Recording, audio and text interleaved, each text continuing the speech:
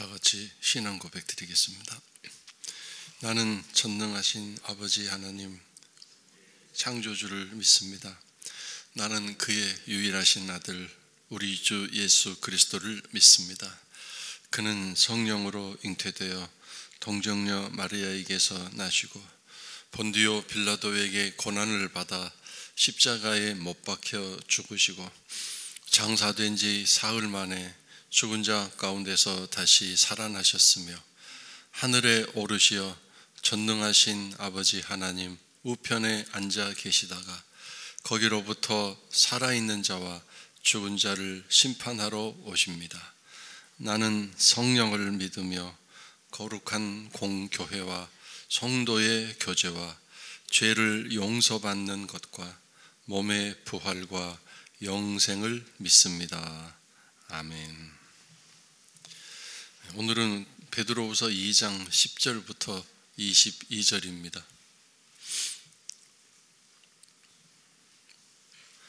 특별히 육체를 따라 더러운 정욕 가운데서 행하며 주관하는 일을 멸시하는 자들에게는 형벌할 줄 아시느니라.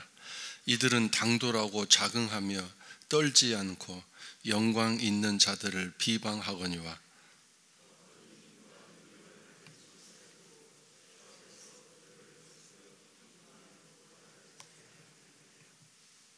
그러나 이 사람들은 본래 잡혀 죽기 위하여 난 이성 없는 짐승 같아서 그 알지 못하는 것을 비방하고 그들의 멸망 가운데서 멸망을 당하며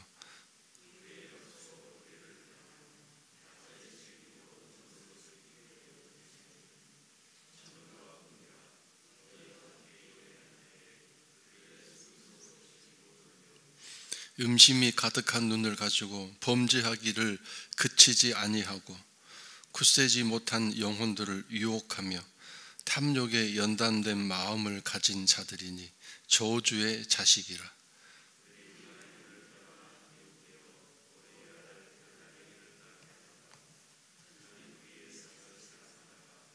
자기의 불법으로 말미암아 책망을 받되 말하지 못하는 나귀가 사람의 소리로 말하여 이 선지자의 미친 행동을 저지하였느니라.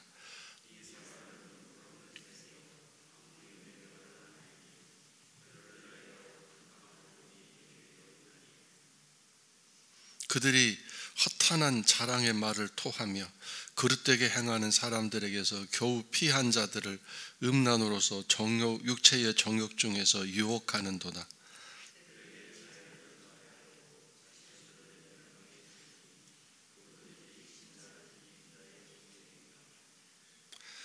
만일 그들이 우리 주 대신 구주 예수 그리스도를 알므로 세상의 더러움을 피한 후에 다시 그 중에 얽매이고 지면 그 나중 형편이 처음보다 더 심하리니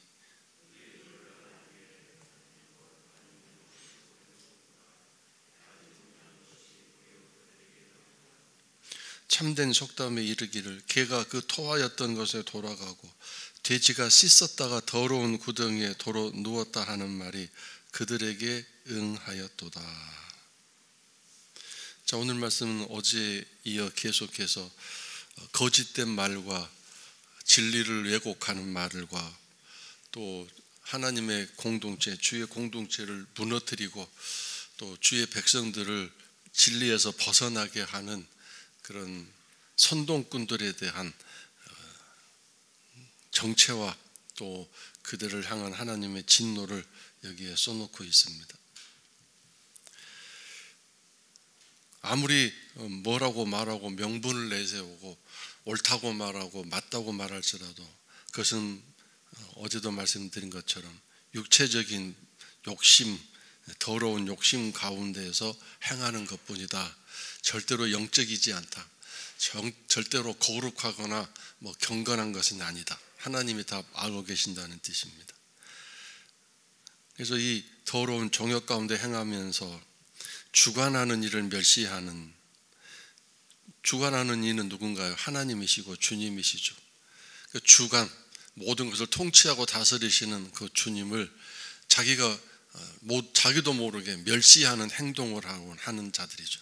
이런 자들에게는 하나님이 형벌을 내리신다는 걸 알아야 하느니라, 이런 뜻입니다. 이런 사람들의 그 태도가 당돌한 것이다. 당돌. 그다음에 자긍, 스스로 교만하고 안다고 생각하고, 그다음에 떨지 않고 두려움이 전혀 없는, 내가 잘못되지는 않았을까 하는 그 두려움이 없다 이거죠. 내가 혹시 틀리지는 않을까 하는 두려움. 그다음에 자기보다 더 영광 있는 자들은 시기, 질투가 가득해서 그들을 비방하고. 자, 근데 놀라운 사실은 더 큰 힘과 능력을 가진 천사들도 주 앞에서 그들을 거슬러 비방하는 고발을 하지 않으니라. 두 가지 뜻이 있는데요. 한 가지는 천사들, 그러니까 이 거짓된 사람들, 악한 사람들보다 천사들은 사실 더 큰 힘과 능력을 갖고 있지 않습니까? 근데도 주님 앞에서 절대로 그들을 비방하는, 또 고발하는 얘기를 하지 않는데,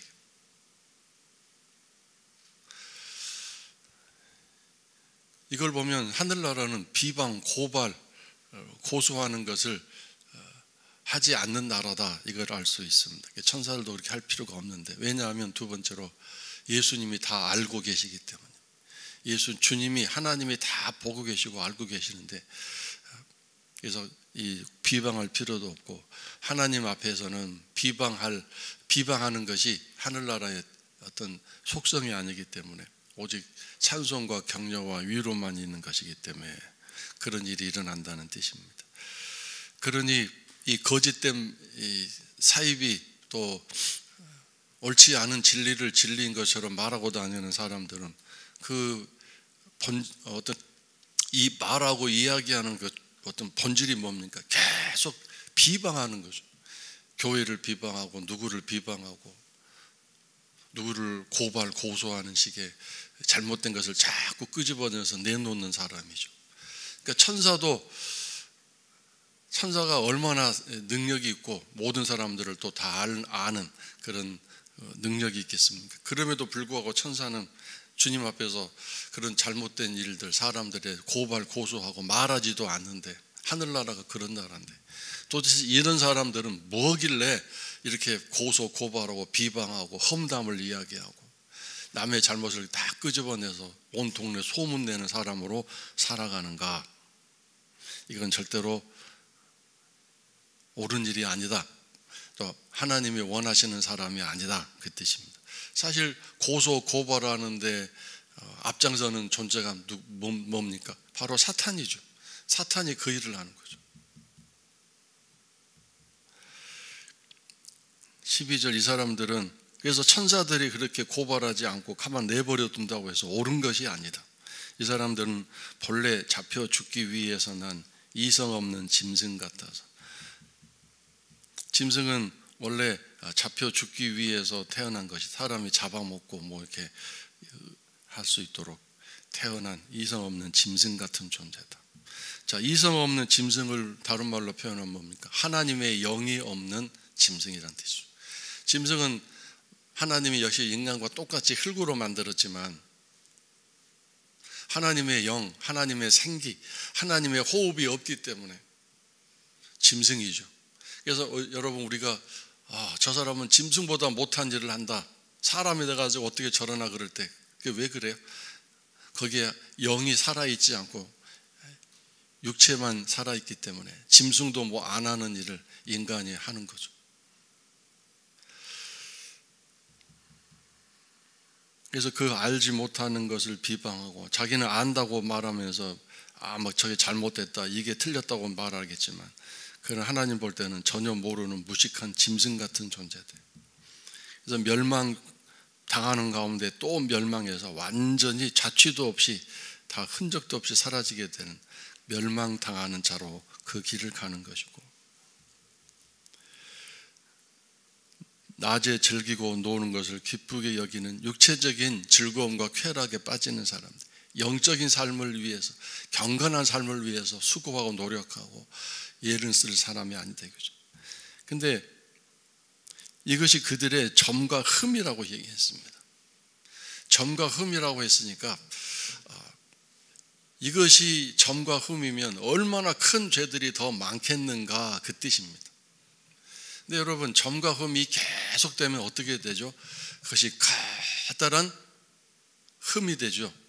작은 흠, 작은 점이지만 그것들이 계속 반복되고 또 계속해서 거기에 스크래치가 나고 흠이 생기면, 점이 생기면 나중에 그것들이 이제 완전히 전체를 뒤엎는 그런 잘못된 부분들이 되지 않겠습니까?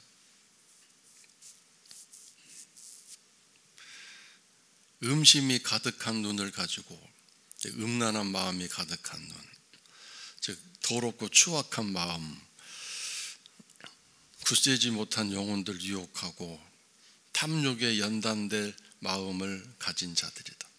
욕심에 늘 끌려가는, 욕심으로 가득 찬 마음을 가진 사람들이고, 그래서 저주의 자식이다. 계속해서 참 너무도 충격적인 그런 어떤 비방과 또 그들의 정체를 막 여기 다 써놓고 있습니다. 그러니까 우리가 아무 생각 없이 남을 비방하고 험담하는 일이 얼마나 무서운 일인가를 다시 한번 깨닫습니다. 옳은 일이든 옳지 않은 일이든 비방하고 험담하는 일, 남의 잘못을 끄집어내서 다른 사람에게 막 얘기하는 일, 자기는 맞다고 생각하지만 하나님 보시기에는 옳지 않은데 그걸 어쨌든 부정적인 얘기, 그런 얘기를 하고 다니는 것이 얼마나 내가 지금 스스로 잘못된 삶을 살고 있는가를 깨달아야 되겠습니다. 그들은 발람의 길을 가는 사람들이다. 발람이라는 사람은 모압 왕이 그에게 돈을 엄청 주고 출애굽에서 이제 가나안으로 가는 이스라엘 백성들을 향해서 저주 좀 해다오라고 부탁했어요. 그랬더니 이 발람이라는 사람이 거기 돈에 끌려가지고 이제 모압 왕의 부탁대로 이스라엘 백성들을 향하여 나아갈 때 하나님이 몇 번 그렇게 하지 말라고 하셨는데 끝까지 가니까 나중에 그가 타고 가던 나귀가 갑자기 입을 열어서 가지 마세요. 지금 가려고 하는 것은 하나님이 싫어하고 하나님이 분노하실 일입니다 라고까지 막았던 그런 일이 있었어요. 그러니까 나귀가 말을 한다.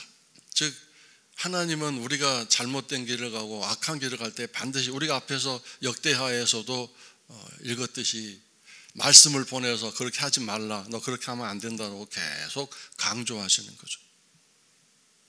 근데 하나님이 직접 구름 속에서 나타나셔서 짠하고 나타나셔서 막 이렇게 거룩한 모습으로 나 하나님인데 너 그렇게 하지 마 그러면 혹시 모르겠어요. 근데 하나님이 그런 방법을 쓰지 않으시고 사람을 보내서 말씀하시죠.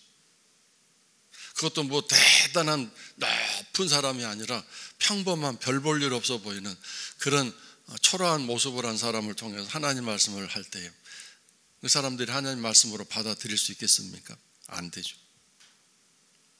근데 오늘 우리들에게도 마찬가지입니다. 이 하나님 말씀, 책을 읽다가 또 어린아이를 통해서 또는 어떤 환경과 조건을 통해서 하나님이 말씀하시거든요. 그러니까 이게 어려운 일인 것 같아요.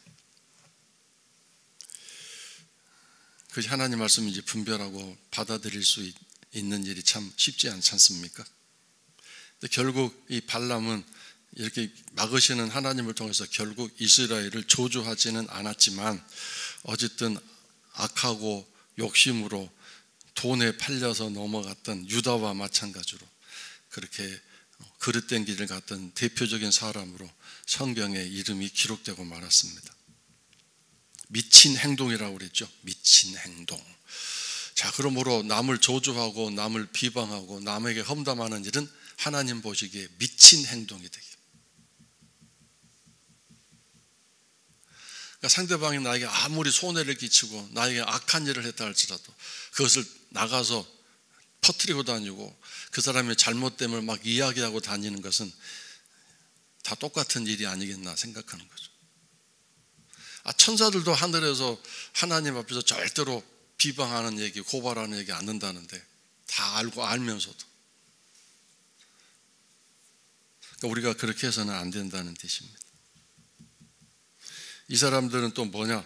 물 없는 셈이다. 셈은 셈인데 물이 없으니 이게 얼마나 가짜고 사입이고 거짓입니까? 그다음에 광풍에 밀려가는 안개. 안개는 어쨌든 해가 뜨면 사라질 텐데 그것도 못 기다려서 광풍, 막 무서운 미친 바람처럼 몰려오는 거센 바람에 쫓겨 밀려가는 안개와 같은 존재들. 존재가 없이 사라져버릴, 하나님이 그렇게 하신다는 뜻이죠. 이런 사람들을 위해서는 캄캄한 어둠이 예비되어 있다. 앞길이 캄캄하다.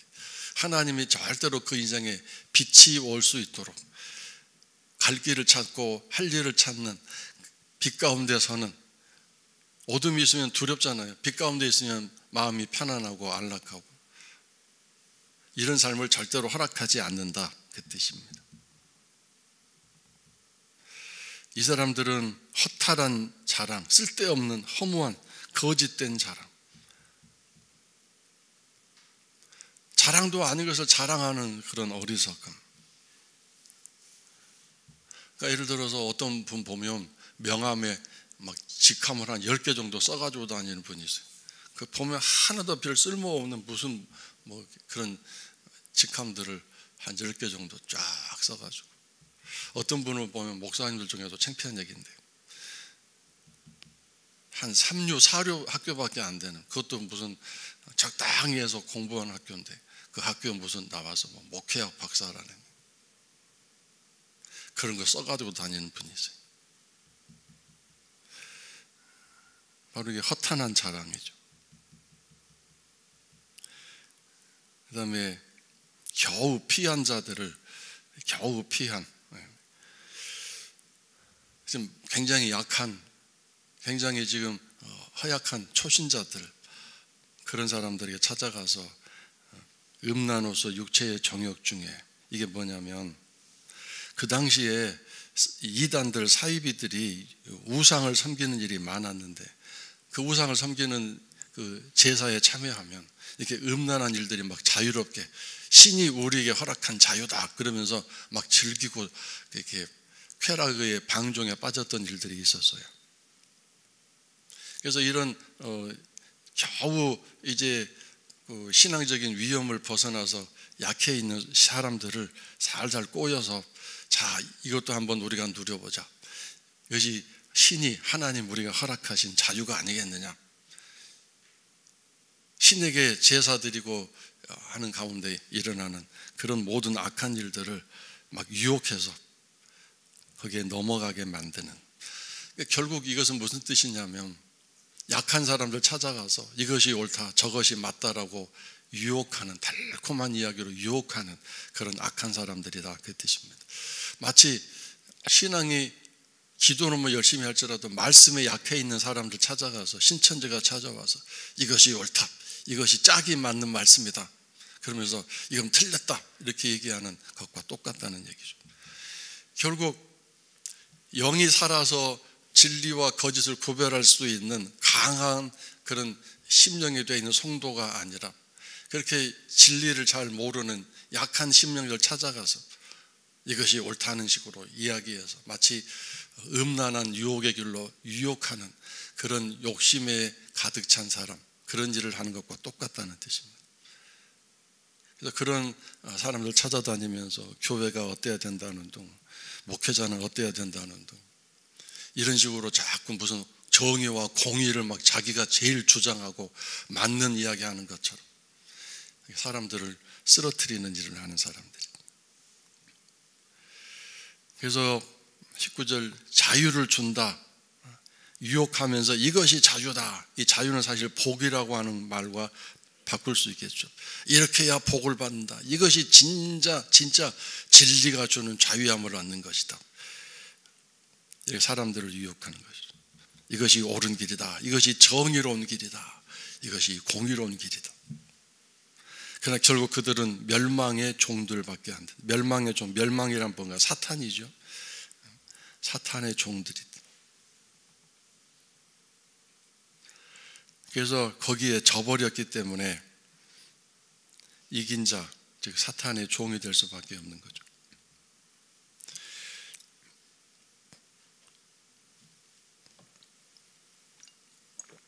문제는 한때는 이 사람들도 신앙적으로 열심을 냈던 사람들일 수도 있고 또 진리에 대해서 많이 알았던 열심히 있는 사람들일 수 있었는데 이들이 우리 주 대신 구주 예수 그리스도를 알므로 세상의 더러움을 피한 후에 신앙생활을 열심히 했던 사람입니다. 어느 날 한순간 무슨 이유로 무슨 어떤 까닭이 있어서 다시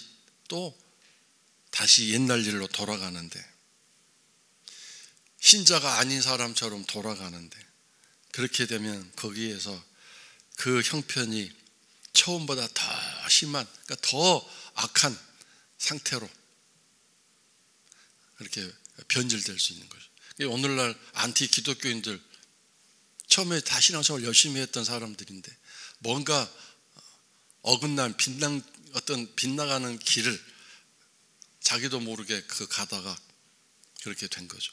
뭐 어떤 경우에는 교회 다니다가 상처를 입었다든가 교회를 다니다가 실망했다든가 또는 교회 안에서 어떤 자기가 하고자 하는 일을 이루지 못하고 성취하지 못했을 때 실망감 때문에 그럴 수도 있고 여러 가지 이유와 원인이 있는데 그들은 다 한결같이 공통점이 뭐냐면 나는 옳은데 나는 괜찮은데 상대방이나 또는 다른 것들이 잘못되어서 나를 이렇게 쓰러뜨리고 나에게 손해를 끼쳤다. 그러므로 내가 잊을 수 없다. 복수를 해야 되겠다. 이런 식의 생각들을 갖는 나는 피해자다.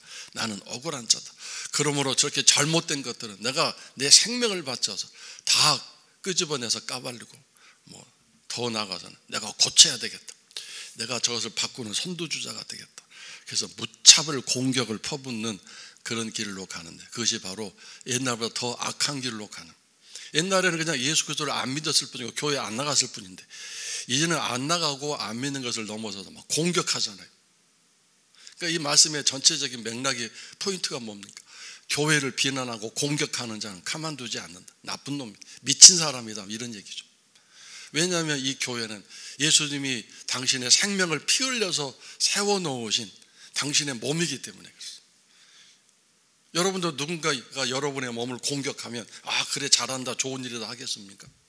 예를 들어서 여러분이 사실은 나도 알아요 그렇게 살면 안 되는 거 예를 들어 술을 많이 먹는다든가 예를 들어서 또는 이렇게 나가서 나쁜 일을 할 때 누가 와서 넌 나쁜 사람이야 그렇게 하면 안 돼 나도 알고 있지만 그러면서 나를 막 공격하고 인격모독하고 막 주먹질하면 그래 나는 맞아 싼 사람이야 이렇게 하면서 좋아하고 기뻐하겠습니까?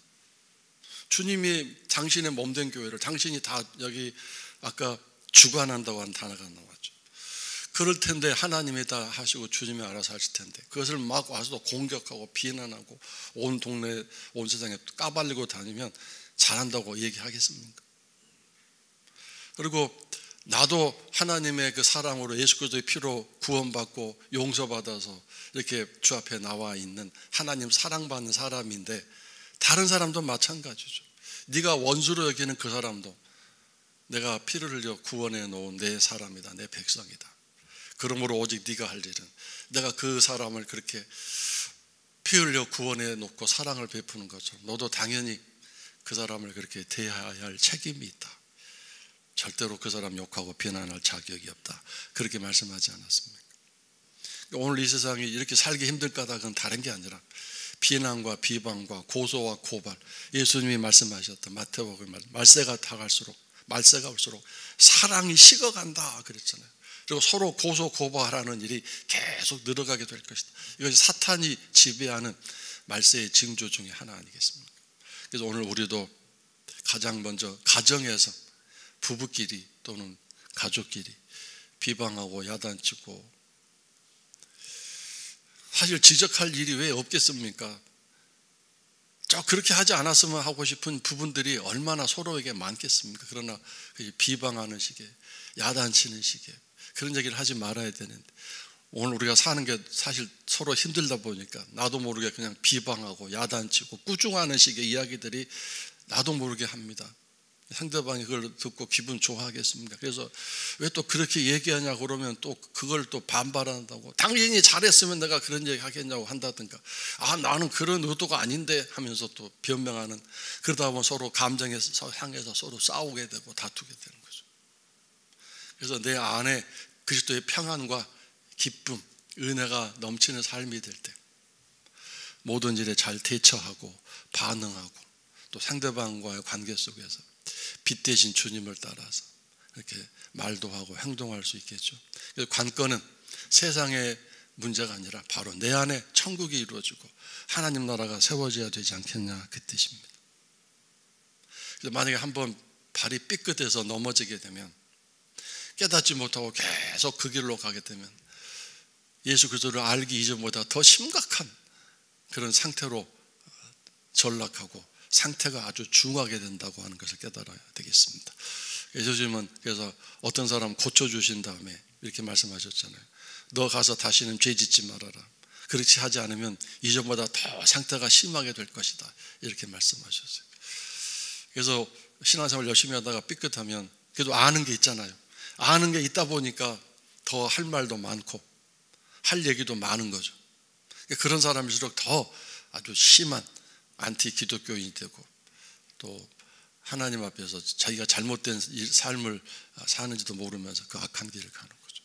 오늘 우리가 그래서 이 길을 끝까지 흔들리지 않고 믿음으로 잘 갈 수 있도록, 절대로 비방하고 험담하고 또 이렇게 다른 사람에 대해서 고소 고발하는 식의 그런 잘못된 부분만 지적하는 사람이 아니라 칭찬하고 격려하고 위로할 수 있는 축복된 하늘나라 백성으로 살아가실 수 있기를 주의 이름으로 축원합니다. 주기도문 드리겠습니다.